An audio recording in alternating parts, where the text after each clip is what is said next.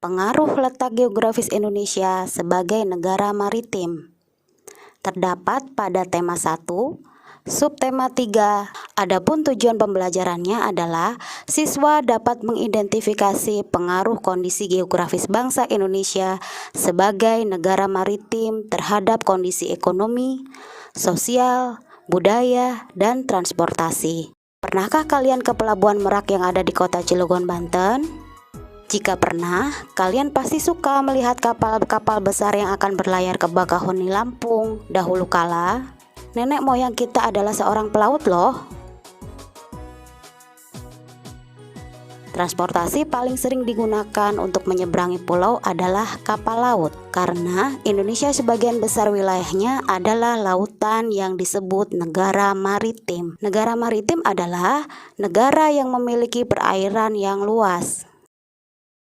Luas lautan Indonesia lebih besar dibandingkan daratannya.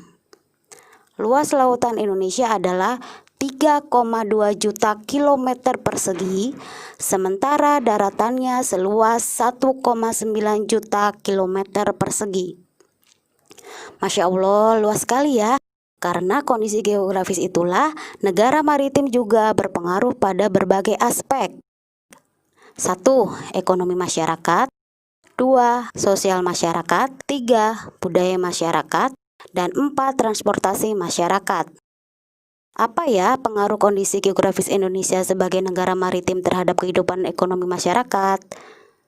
Luas perairan di Indonesia berpengaruh pada mata pencaharian warga, khususnya yang berada di pesisir pantai karena memiliki sumber daya alam yang melimpah. Mata pencaharian masyarakat di sekitar perairan ada nelayan, petani garam, petani kelapa, pembudidayaan mutiara, pedagang souvenir, dan pemandu wisata. Perhatikan peta berikut ya. Indonesia menjadi jalur penting perdagangan dunia. Mau tidak mau, negara di Indonesia belahan bumi dengan warga yang memiliki latar belakang berbeda akan melewati dan singgah ke Indonesia. Sehingga berpengaruh juga terhadap kehidupan sosial masyarakat. Ada dampak positif dan negatifnya loh. Dampak positif akibat pengaruh kondisi geografis Indonesia terhadap kondisi sosial masyarakat, memudahkan komunikasi dan interaksi antar masyarakat, pengaruh budaya yang baik dari dalam atau luar daerah, sehingga memperkaya keragaman budaya, tukaran ilmu, pengetahuan, dan teknologi.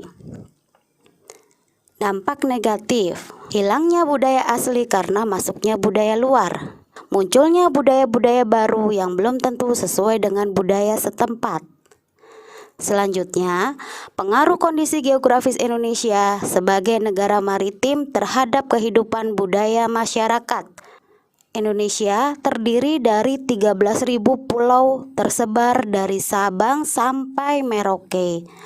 Masyarakat Indonesia terdiri atas ratusan suku bangsa dengan berbagai keragaman, contohnya keragaman bahasa, adat, tradisi, kepercayaan, dan lain-lain. Banyak sekali ya keragaman budaya di Indonesia dari Sabang sampai Merauke. Pengaruh negara maritim terhadap budaya. 1. Mudahnya terpengaruh budaya asing sehingga budaya asli mulai luntur. 2. Dikenalnya budaya Indonesia akibat ramainya perdagangan dan pariwisata Indonesia. 3. Timbulnya beraneka ragam kebudayaan akibat pengaruh luar.